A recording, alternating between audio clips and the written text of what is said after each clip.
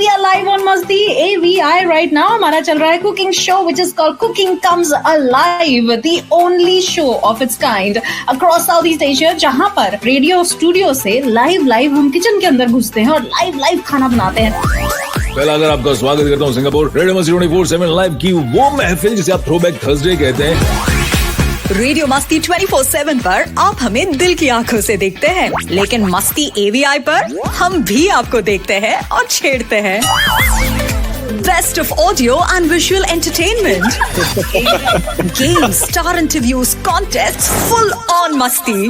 मस्ती AVI, Masti AVI. मस्ती AVI, मस्ती AVI. Follow us on Radio Masti 24/7 Live Singapore Facebook page and watch all shows on Masti AVI tab on our app Radio Masti 24/7. Masti AVI, meaningful entertainment at your fingertips. Brought to you exclusively by Radio Masti 24/7. Hello, and welcome. This is Renuka, your fun and relatable host on Masti Media Network, Masti AVI, with yet another fun conversation on this. And that's all about books and about writing. Write, publish, and repeat. Every author has a first. And today's guest is not only a first-time author, but proof that management school really does strange things to people.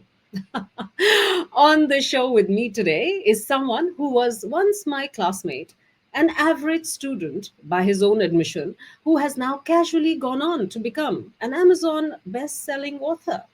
His book is called The Hapless Voyager, which honestly sounds like most of our lives, if we are being truthful. I read this book in one go. Partly because it's funny, partly because it's painfully relatable, and partly because I kept thinking, wait, I know this guy, even though he has mentioned in his book many others, but not me, since we hardly spoke back then. But that's gonna be my question to make him uncomfortable to start with. And he's listening to me backstage. I'm going to get him right here, guys. If you like travel stories, awkward moments, real life reflections, and conversations that feel like chai with an old friend, well, you are in the right place. Please welcome the author of The Hapless Voyager. That is none other than Satyarth Mishra. Oh my God, I can't believe that I'm actually introducing him on my show, which is really nice. Some stories speak to everyone, no matter who you are and where you are from. He has now dared to open up his life in this book, which will bring a lot of jewels to anybody who reads. It's no wonder everyone's talking about the Hapless Voyager. The Hapless Voyager. I find the book Hapless Voyager deeply resonant with my own journey. What the Hapless Voyager has. The Hapless Voyager has in store for us. Hey Sat, what a great job. Great book, great read. Not too heavy for simple blokes like me, you dig it? A memoir of detours, mishaps, and unplanned adventures that feel all too real. Want to know what the hype is all about? Find out for yourself. The Hapless Voyager. Get your copies today. So, well, look who we have here.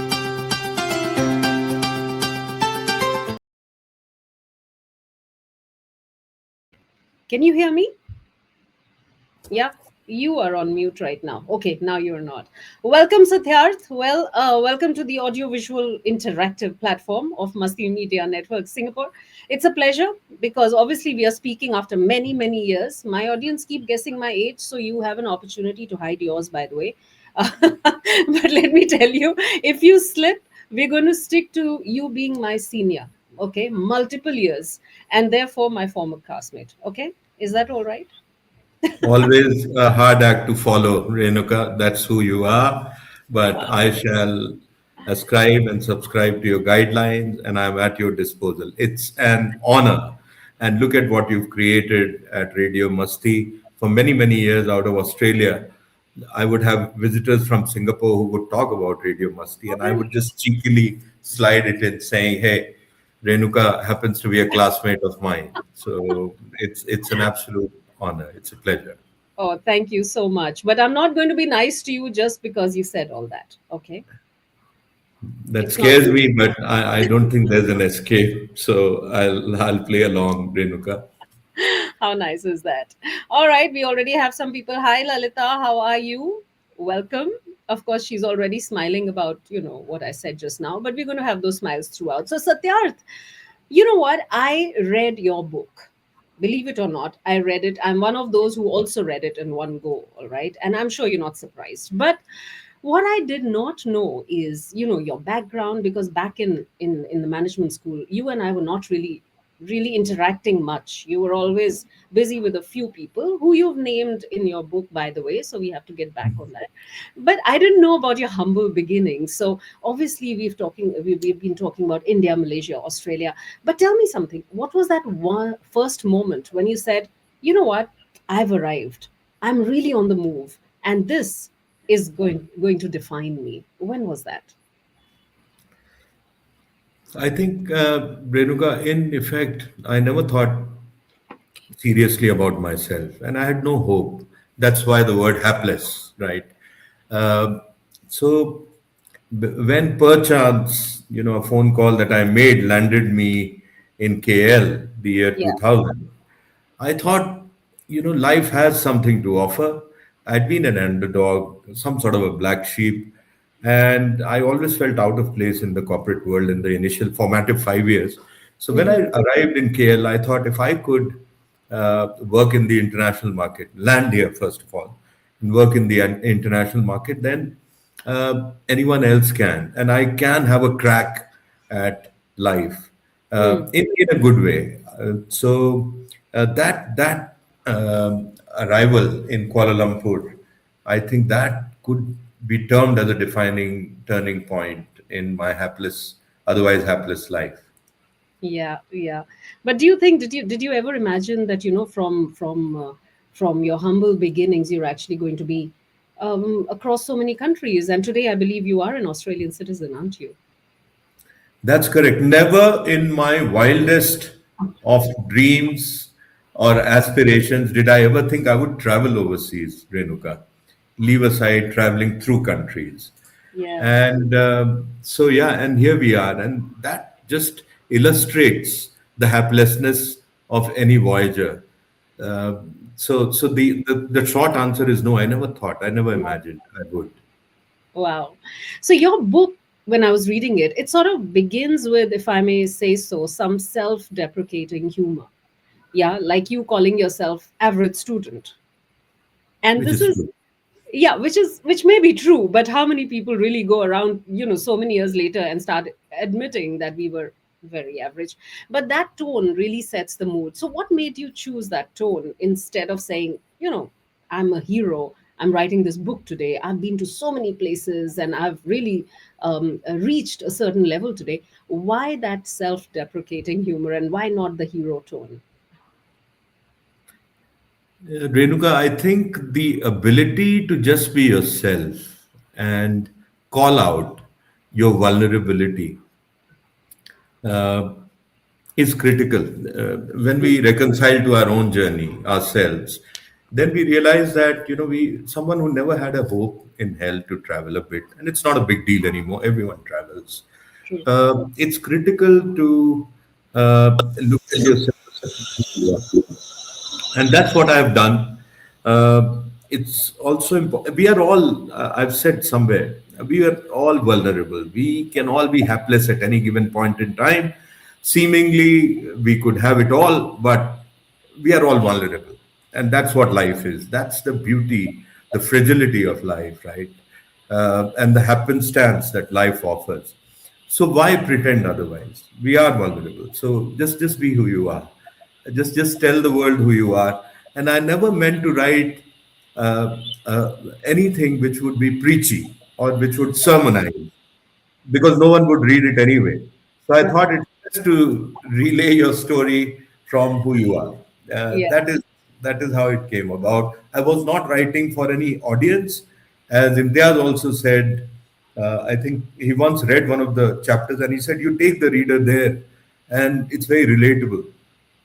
So I said, "That's the only way to be." Mm. I want to relay my own vulnerability. I want to share my own helplessness.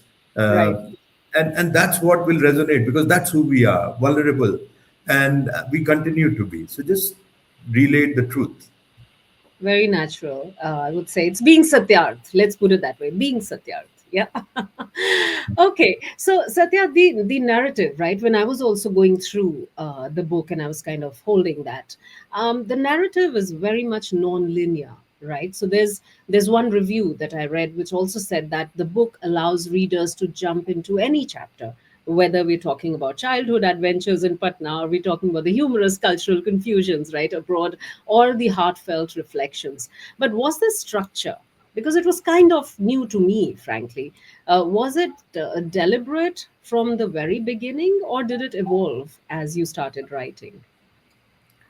It's a great question, Renuka, and I'm grateful that eventually those 14 chapters unraveled themselves in a Yeah. non-linear, completely delineated stories from Yes, my travels. they did. So first up, I have to acknowledge a gentleman by the name of Bobby Galinsky, a very loud Hollywood writer who wrote a film called The Flatliners. He wrote the screenplay for this film, which was ahead of its time, before our times, produced by Michael Douglas. So Bobby and I initially had confrontation around world politics, and then we became great friends. He became a mentor, and he read up some of my work, and he said it's brilliant. The only piece of advice I have for you is do not write in a linear fashion. You lose the audience. Okay. So, and Renuka, the second element to this is I've been writing sporadically over 15, 16 years. So Oh, whenever certain things in life moved me, I would write. So in the end, it was always meant to be an amalgamation of, say, a story from Tanku in Kutub institutional area to yeah. Patna while riding to school in my father's Lambretta. So those stories were in place. Whenever I thought of something, I wrote down. That was my therapy. That was my escape. That was my refuge. Oh, okay. So when I doubled down in April this year, quit my job, resigned, and started to put it all together, I hired a brilliant editor called Mriga. She and I had the same conundrum. How do we structure this? I said, look, let's just read through and see what makes sense. So she had Yeah. some structural advice, so I recommend her very, very highly. She had to walk the tightrope, which was she couldn't tamper with my content. Every writer is quite egotistical, and at the same time, she had to read and be honest with the content. So Yeah. she contributed a great deal, but in the end, the book took its own shape. And there were a couple of chapters, for instance, the chapter on racism. There's an element in Yeah. your country, there's an element, or there's a setting in Australia. So we combined it eventually to not with a view to make it coherent, but just for the reader to find it easy to read, so to speak. Wonderful. Cool. So, talking about the different chapters, how did you strike that balance between humor and the deeper reflection? Especially, we were talking about culture, we're talking about belonging, we're talking about racism, right? These are pretty sensitive topics. So, how did you, while writing, really strike that balance? What helps, Renuka, is that any moment, any personality, any situation has multiple strands. Yeah. So there are several intricacies, if you like, in any situation. So it's critical to observe them and call those strands out in their entirety, and they constitute a particular scene, if you like. Whether it's asking for Foster's when you first arrive in Australia, thinking it's world's greatest beer and being scoffed at by an Australian and Huh. thinking he's racist, as I had been forewarned about, or whether it's the story of my brother who fought for the tribal women, Yeah. right? Yeah. So while he was this great stalwart who feared no one, fought for the tribal women, he had a lighter side to him. He took me to films, on the rickshaw in Patna. Yeah. So to me, Renuka always was very clear. I wasn't writing for any audience. I wanted to write about what I saw, and that eased off the complexity. I just told it like it is, and I've always recognized that there's no absolute in a person or a situation. There are multiple strands, as I have said. Yeah. So it was just about thinking about what happened and then write, and that was my release. I would feel great after writing anything, and I never stopped while writing a certain piece. And this is an advice I give to any reader, though my writing is hardly inspirational. Uh, you finish writing, and then once you think you've completed a piece, it's only then you go back. So there you are. Yeah. Wonderful advice. But you know what? I often wonder because I maybe did not note. Did you have this writing as a habit right from the times we've known each other, or is this something you developed, once you started working? I've always written, Renuka. So, talking of mediocrity, which was intrinsic to me growing up at school, Yeah. and I was terrible at math, for instance, but I could always write. And I always had a penchant for words like cacophony. So, I, at the age of 4, surprisingly started to read. My mother and my father both used to read to me, and they used to give me simple writing exercise. So at the age of 4, I started to read. So everyone mistook me for a prodigy that I wasn't to be. But I then read copiously. So I had about 1,000 books by the time I was 10. Right. So, you write, your writing is a function of what you read or what your mind experiences True. in the form of visuals, right? So I carried a lot of that substance from my childhood. A lot of that reading stayed with me, and words would come to mind looking at a person, looking at someone's situation. And then I would write. So at school, I used to be good at Hindi and English. Okay. Okay. So that was my saving grace, if you like. I would write an essay and I would score a 7 out of 10, never a 10 out of 10. So that was one area I was good at, and that found its release. I was always out of place initially in my career. So my only refuge was words. So I would write in my mind. And then if something struck me heavily, then I would write on the computer. Once I came to Bombay, I had nowhere to go. I came when we were at the MBA school, Renuka. My summer training, I knew no one in town. So I was the last person to get summer placement. Were you? And Okay. I was, yeah, exceptionally hapless. That theme is consistent throughout. And I had a train ticket, so I landed in Bombay after midnight. And Right. someone was supposed to come and get me from the station, but clearly they didn't bother. It was late. And the platform keeper at the waiting room, he gave me shelter, for instance. Okay. Oh wow. Okay. So that stayed with me. And when I came back, Renuka, to Delhi after my summer training, then I just wrote on the train. I wrote with on my notebook. Called Bombay the city with a soul. Nothing against Delhiites. You are all my friends, but Bombay was very different.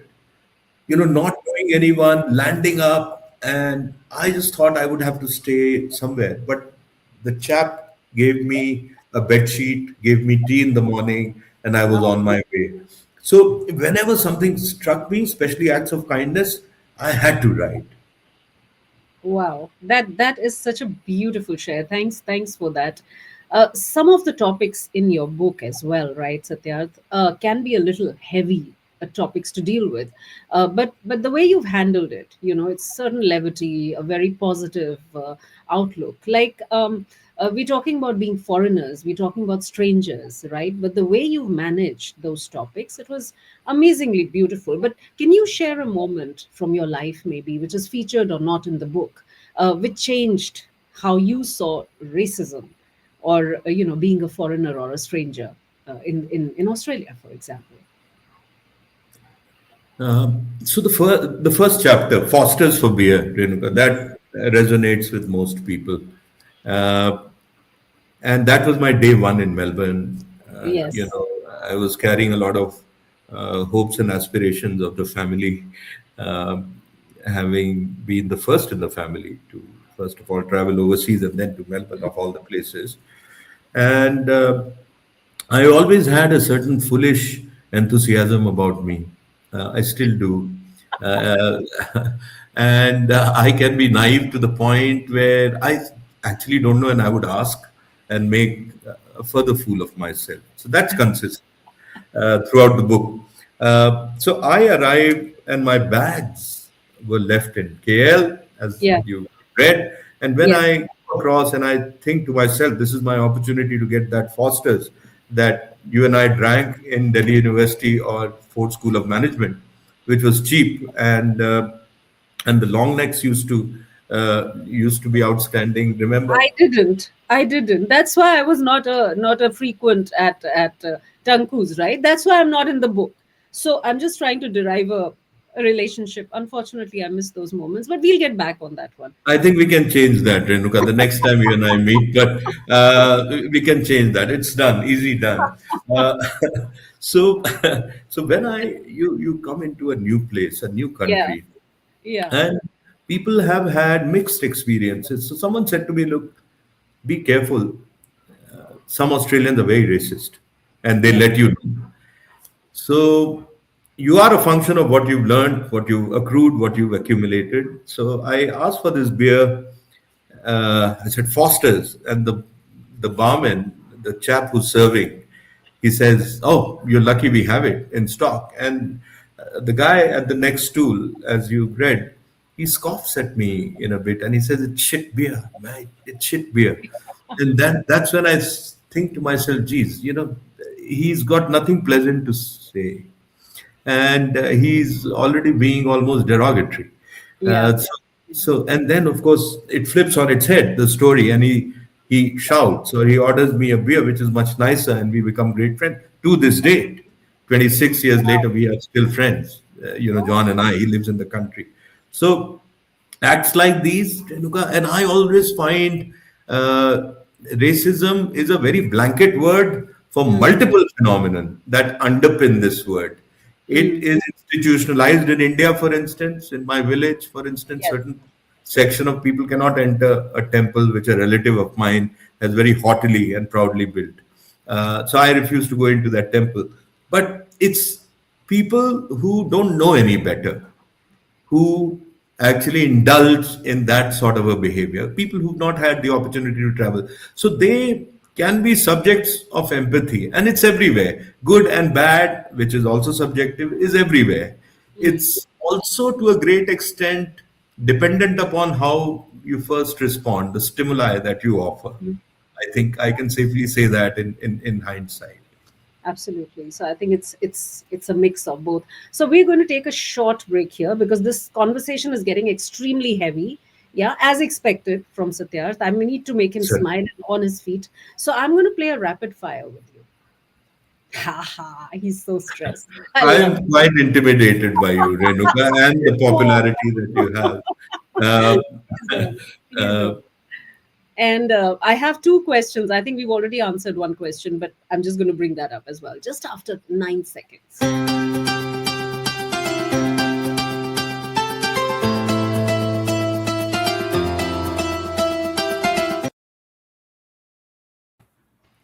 All right, that was just to allow Satyarth to drink some water before he, faces me yet again. So, Satyarth, I'm going to ask you 5 questions. Don't worry, these are all answerable questions, and I know you're not average at all. I'm beginning to trust you, Renuka, which is very hard earlier. Uh, So, just whatever comes to your mind. All right. So, describe the Hapless Voyager in 3 words. Let's see. lucky, blessed, sometimes, Sometimes. Is that a third word? and hapless, for Oh, sure. okay. That is awesome. One place that truly changed you. Patna, Renuka, It did. it And did. and despite having traveled through the world, different continents, you are still going back to where you started. So, quick one. you think of Patna, what comes to your mind? And this is not a part of the questions. There used to be shops called Gumti where you would get chai and singhada, which is samosa. The ubiquitous Gumti in Patna, Huh. it's a great social cohesive structure and institution. So you talk about Patna, Gumti comes to mind, Renuka. Awesome. I have never heard that word. Obviously, I've never been to Patna, but this is something that I'm going to catch you on. The next one, it's a hapless travel moment that you can laugh about now.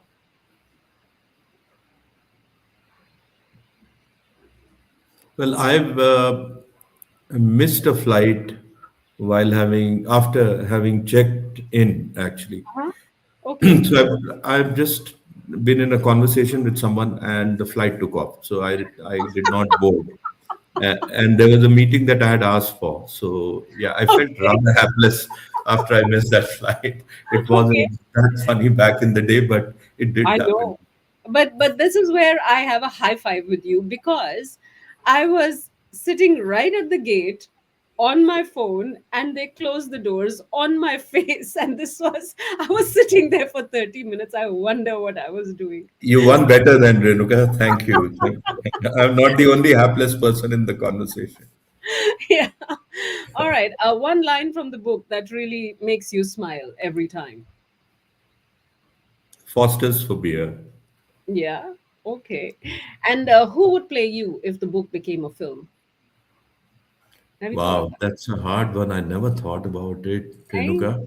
Never. Uh, Maybe Nawazuddin. Ooh, okay, nice.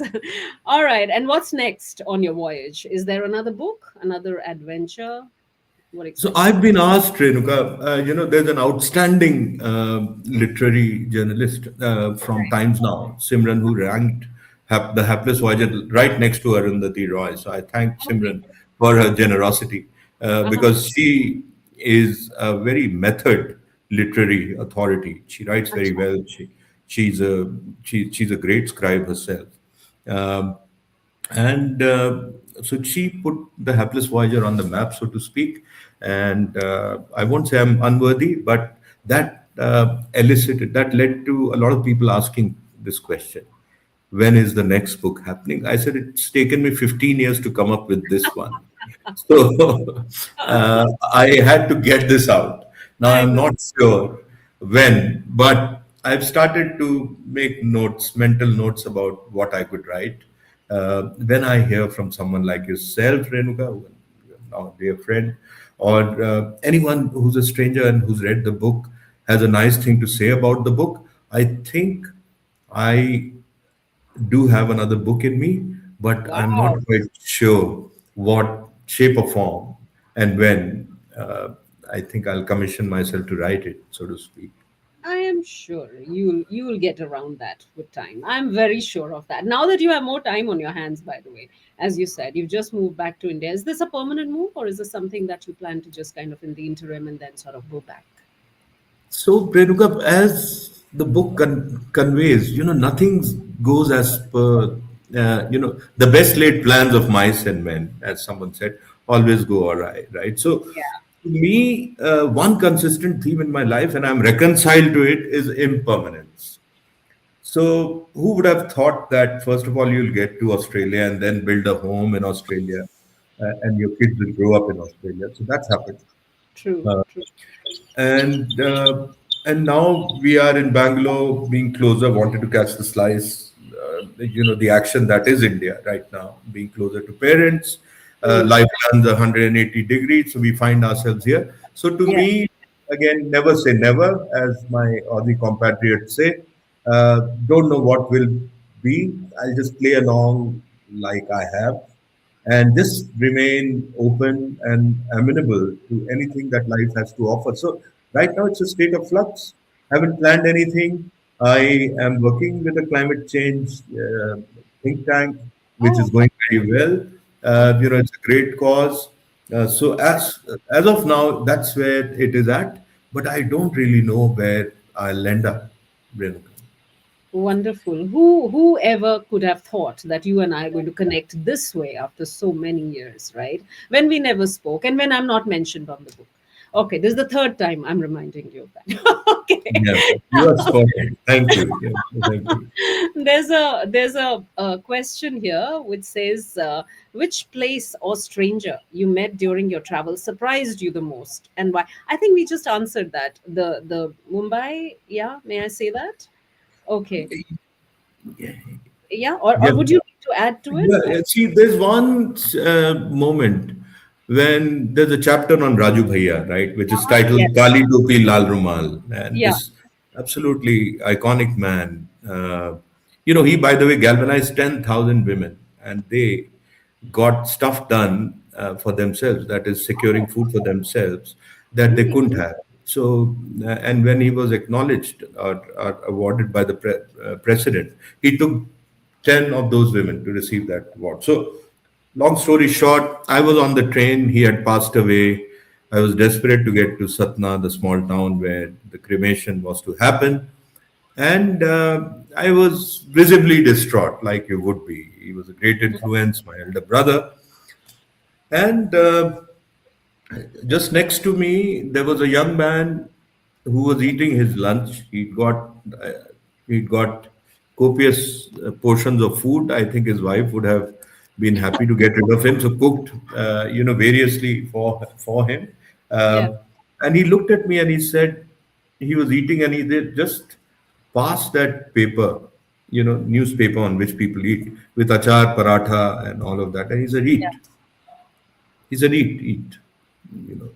So there were no words exchanged. He looked at me, talking of strangers, and we ate together quietly. And I took a photo of that newspaper where both our hands rested while picking Yeah. up food. So, talking of strangers, that's one moment which has been abiding. It stayed with me, Renuka. You And must have been staring at his food, I'm sure. I was too visibly distraught actually. So he took pity on me. He said, poor chap. I Yeah. think that was a habit from college days, right? When all the That is bananas true. I have all feasted on. I am very grateful to the kindness of many of you, my classmates, who would bring me food. I won't deny that. Okay, so there's another question before I let you go. Was there a moment in your journey where you felt completely lost and looking back now, you're grateful it happened? So this was in Bombay, and I had just, uh, I think, achieved a semblance of stability. I was into a national sales job, and I thought life is finally looking up. Yeah. And that's when I write this greeting card to my HR manager, uh, who used to be my HR manager. And I get a call from him the next day of him receiving the card saying, "Hey, कहाँ चला गया तू? छोड़ क्यों दिया company को?" Hmm. And then he said, "घर का number they." And he called me and then he got me interviewed. And I had just sort of settled down in Bombay. Uh, our boy was, I think, 6 or 7 months old. And here I was with an opportunity to go to KL, which I never in my wildest of imaginations had thought that I would. So it was a conundrum, but a good one, and I took it. I was very decisive, and I jumped at it, and life happened.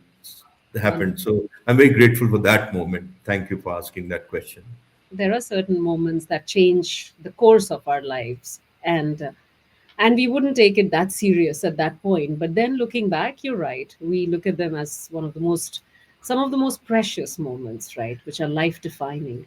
So all right, last question now, just before I let you go, is one, of course, please tell our audience how exactly they can get hold of your book, and of course, um, the other one is if you could invite one stranger, somebody you've never met, to co write your next chapter or your book, who would it be and why?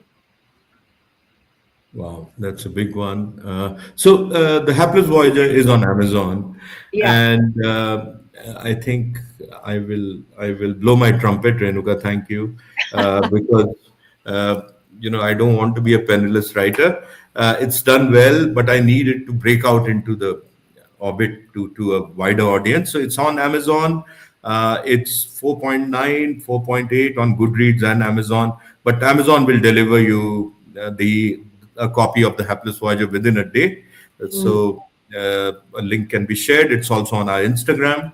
The second question, look, first of all, again, Renuka, as you know, there's not much else to write about my life.